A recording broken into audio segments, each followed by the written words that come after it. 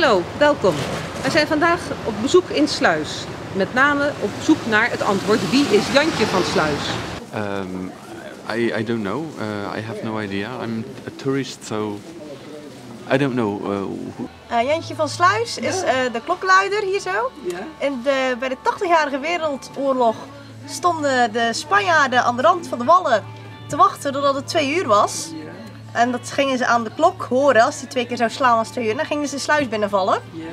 Maar omdat Jantje van Sluis zo dronken was, omdat het kermis was, vergat hij de klokken te luiden om 2 uur. Dus zijn de Spanjaarden ons niet binnengevallen, want het waren geen 2 uur zo gezegd.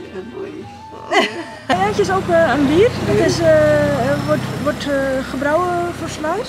En dat is een redelijk zwaar bier. Zit in een ook wat zwaarder flesje.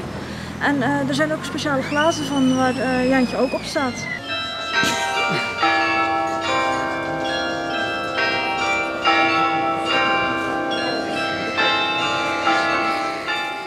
Weten jullie wie Jantje van Sluis is? Ja. Dat was de klokluider van deze toren hierachter. En de Spanjaarden die wouden dit veroveren.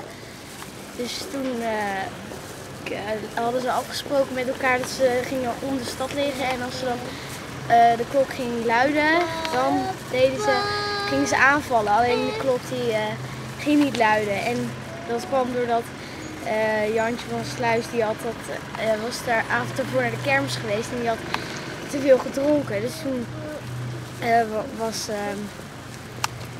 had hij liggen slapen daar, dus had de klokken niet geluiden. En toen hadden die Spanjaarden dachten die dachten van het gaat toch niet luiden, we gaan haar aanvallen. Alleen toen was heel het leger al wakker, dus toen was het helemaal mislukt.